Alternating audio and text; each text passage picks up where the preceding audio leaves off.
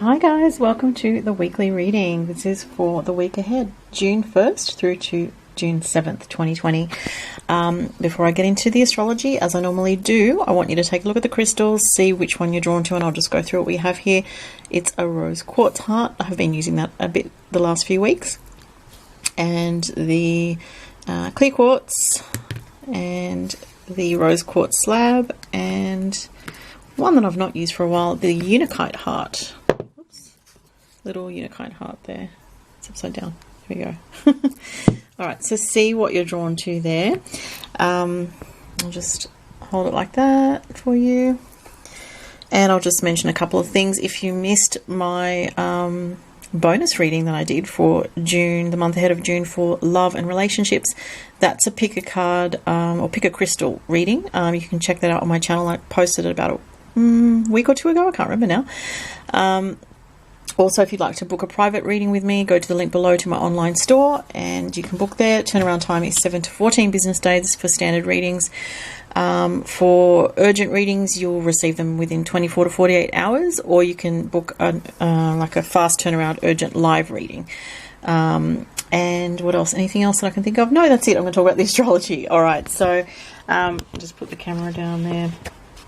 All right, so this week, big week and big month actually, with June being eclipse month pretty much. We have 2 eclipses this month and then another one in July. So we are in eclipse season. So very strong celestial energies, let's just say, and emotions can be very much heightened, and we can feel a lot more with these energies being much more intense than usual. So this week on the 5th of June, we have a lunar eclipse in Sagittarius at 15 degrees of Sagittarius. So this is huge for you if you're a Sagittarian, if you have sun, moon or rising around that middle degree of around 15 degrees. It's going to be a very significant time for you. The lunar eclipses are always a bit more emotional, a bit more emotionally charged and intense, and they can sort of trigger a lot of subconscious stuff coming up. They can make you feel like you need to have a reaction, or that you want to have a reaction about something because the emotions are coming up.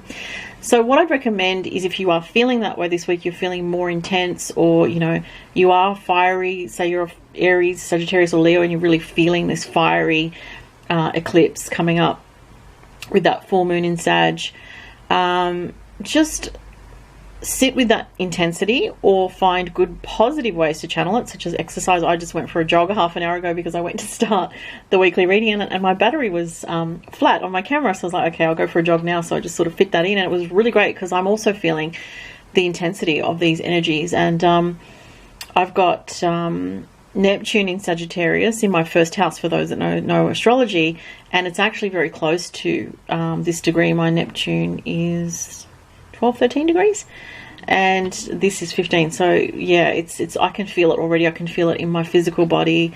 I can feel this sort of gut level feeling that's quite sort of powerful. It feels like an energy that can be channeled very creatively, but everyone's going to feel it differently. Some people are going to feel it as some kind of drama emanating emotionally. There's some dramatic things happening internally, and it can be stirring from your subconscious, as I said.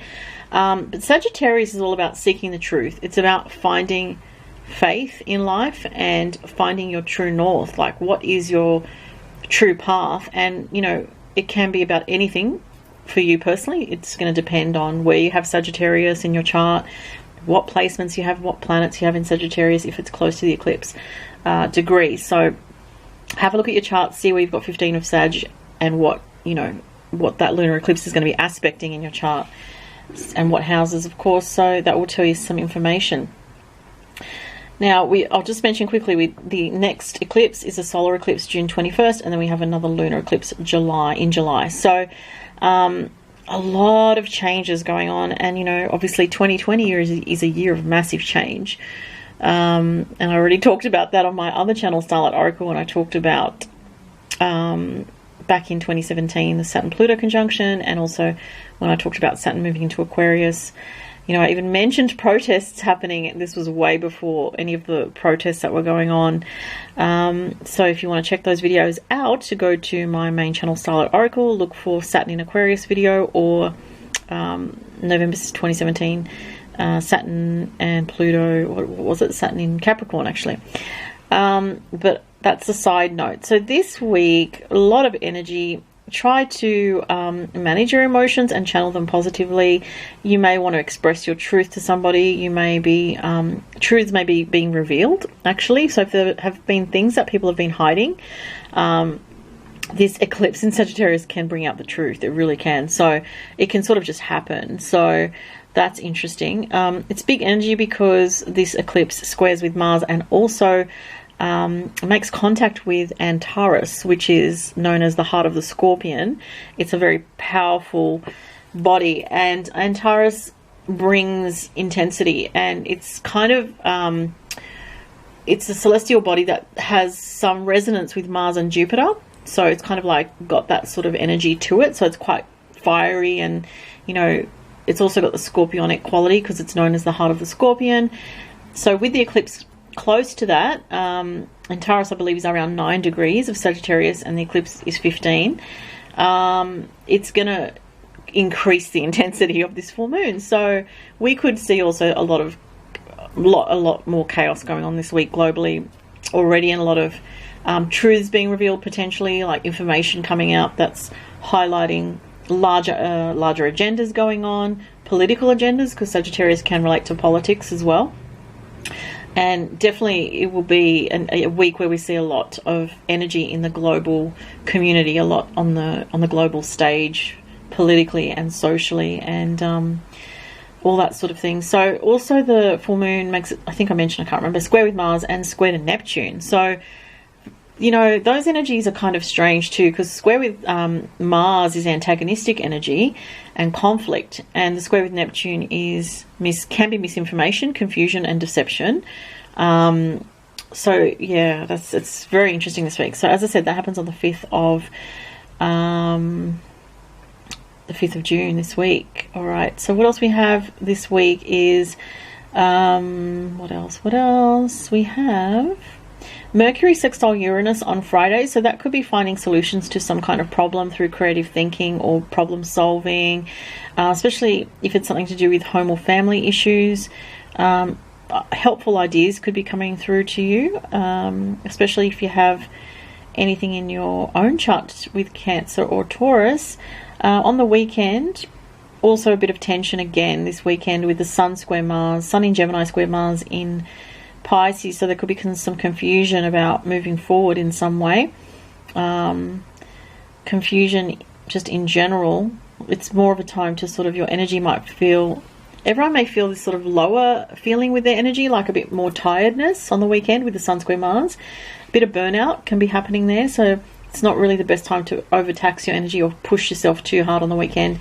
And also the Sun will be squaring Neptune as well, so even more of that type of theme of this weekend is a time to sort of unwind, really take it slow and do what feels natural and what feels, you know, if it feels creative, that's good, but like don't push yourself basically, because you will feel exhausted if you do. Let's have a look at the messages now with the cards. So first one is the rose quartz. So I'm just going to move the rest of the cards to the side. Now, just to let you know, this week I've used 2 tarot cards and 2 oracle cards. So I just thought I'd use a 2 tarot card mix because I feel like that sometimes is really interesting.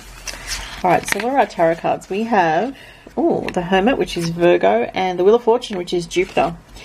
And Rainbow Priestess. Trust your intuition. It's the language of your soul, a natural connection to your divinity. So very important to listen, which the Hermit is very good at, reflecting and listening to your intuition. You also have Epidote. I'm not sure how to say that. I don't know that crystal, but it says go deeper, which really makes sense with the Hermit card here.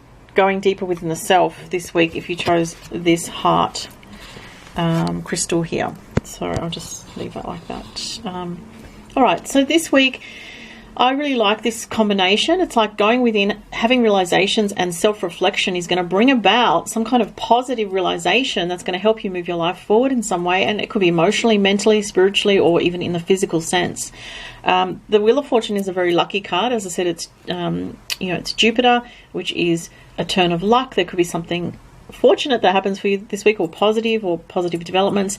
But you do start the week very much with this hermit energy of going within, of seeking solace, of maybe pulling your energy back from other people a little bit to find that sort of sense of wealth, which is this card, from within yourself. And what I'm getting here is, if you chose the heart crystal, you will be finding I'm getting like inner wealth or inner riches. So, and it works well with the rainbow priestess here. So it's about intuition. It's about listening and going within. So for those that chose this is a week where you will go within to find answers, to unveil things, is what I'm getting, to reveal things that maybe were even hidden from yourself. And maybe there were certain things that you weren't aware of that you were really feeling, or certain things that you were kind of pushing away, or certain emotions that you just hadn't sorted through. And that's what Virgo represents, is sorting through the details. But it's not a contrived effort. This is going to happen naturally with the Wheel of Fortune. It may, be that you do have to meditate for 5-10 minutes to get the answers,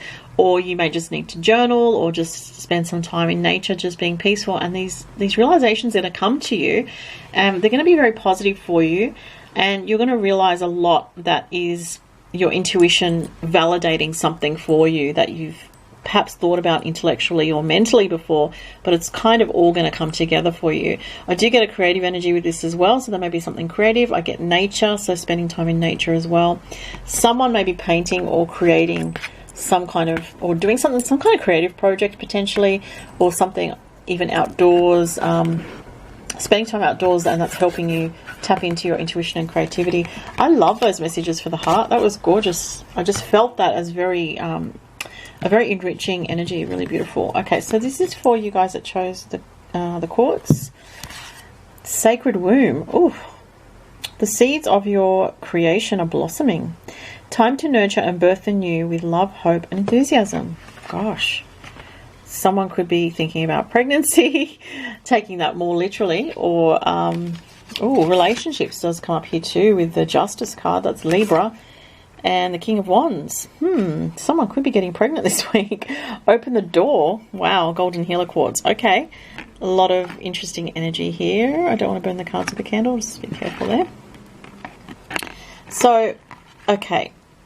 Either this is a relationship where something new is being birthed. So, you might have gone through some difficult times in this relationship, and now the positive karma is being reaped.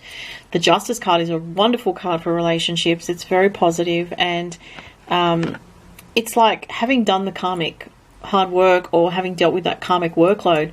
I do feel it's a relationship, because the King of Wands with the Justice is like this. There's a sense of a couple being here, and they just, they're together like that. So the sacred womb could refer, is the word I was looking for, to birthing something, whether it is pregnancy, having a child in the literal sense, taking it literally, or if it's something different where it's like you are, because of healing that's happened in a relationship, you are able to now be creative in a way that's new for you. And not only are you being creative, but you're actually experiencing a healing, and you're opening the door, as it says here, to new experiences. I'm hearing love as well, so I just heard the word love just then. So there is something through a relationship that is like a foundation for opening the door to new feelings in some way. So whether that's feelings because of the love itself and it's opening your heart, or for some people it could be this relationship, which I feel there's a real feeling of with this card, opening the door card, it's like honesty, or finally revealing feelings, or opening up to something very authentic here, connecting more deeply, understanding things more deeply in a relationship, or because of another person, an important person in your life. And it's actually allowing you to access creativity and healing on a whole new level. And there is a new beginning here with this, and it's like clearing away the old negativity and starting a new phase, and being open to that, and understanding that, just because we've been through hard times for a certain period of time, it doesn't have to last forever. We can transition out of that into a new phase, into something better where there's healing here. So that's really nice for a relationship, or for somebody that is healing because of a relationship, or even if it's a past relationship that you've outgrown, you are birthing something new as well. So again, there's different messages because these are general readings, obviously. So, take what makes sense to you. This is the Quartz slab. Let's see what you guys have. You have selenite, clear the clutter, the Ace of Wands, the Three of Wands, lots of Wands energy, and the Alchemist. Wow. Oh, by the way, I don't know if I mentioned the decks that I'm using. It's the, I should have said that before, the Witch's Tarot and the Simply Deep Tarot, which I hardly ever use, but I do like that deck. And the Rainbow Oracle and the Crystal, Daily Crystal Inspiration. Okay. So the Ace of Wands this week, very fiery energy. So if you've chosen Rose Quartz, you might have a lot of fire in your astrology, like Leo, Sagittarius, or Aries, or you may know somebody that has. But this energy, if it's not to do with, you know, your personal chart in that way, it's basically feeling very passionate this week and very charged up energetically. Very, very charged up. So the Alchemist card is really powerful. It says, when you understand the essence of everything, so hang on. When you understand the essence of everything is contained within everything, all things become possible. That's cool. Okay.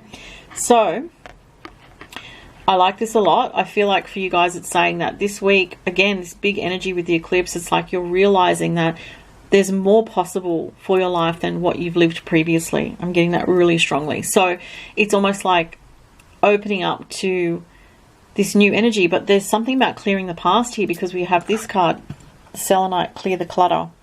So there is still a process going on, and it's next to the alchemy card, the alchemist card here, where you are releasing old aspects of yourself, and I'm drawn to the heart chakra here, old hurts, old wounds that have really held you back in life, and maybe at times kept you stuck in some kind of repetitive negative cycles, or repetitive negative thinking, or pessimistic thinking, or just thinking, well, I just have to cope with this negativity and all this difficult situation. But this is saying no, I feel. This is saying clear out those old negative thoughts and get help to do that if you need to, because you're going to be starting a brand new chapter in your life.